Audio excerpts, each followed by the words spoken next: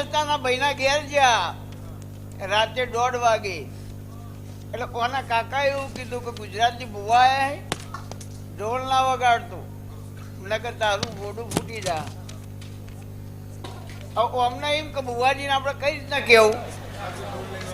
રાતે 1 વાગે અમે ગાડીમાંથી ઉતર્યા એટલે હું ચહેર તો બધું જાણતી જ હોઉં ને. તમે ખેલાડી હો પણ હું ઇન્ટરનેશનલ ખેલાડી હું યાર, ઓલ ગેમ પ્લેયર માસ્ટર.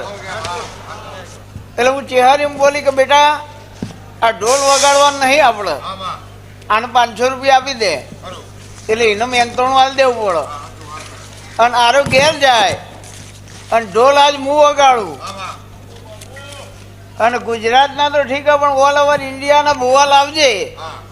અને કોઈ ખાલી દુઃખ ઓળખી બતાવે ને તો મને ચહેર નહીં કહેવાની.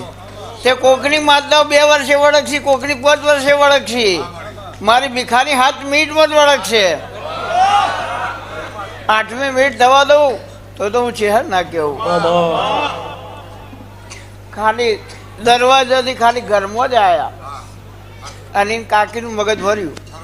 એ વનના ભેળો તો ગોગો હે, વનના ભેળી મેરડી હે, વનના ભેગી કેહર હે ને. એ દાડી બોલી હતી કે તારા ઘરનો 4 મરી જાય પછી હું ખમા કહેવાય.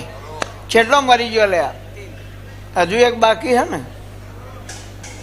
કાકા હું તો એડવાન્સ બોલી હતી કે 4 મરી જાય સૌથી કોઈ ખમા કે તો ટાઈગર નામ રાખવું નકોમું હે યાર. વાઘ આવે 4 જણા ચાલી રહ્યા કે વાઘ આવે, વાઘ શું કરે હે.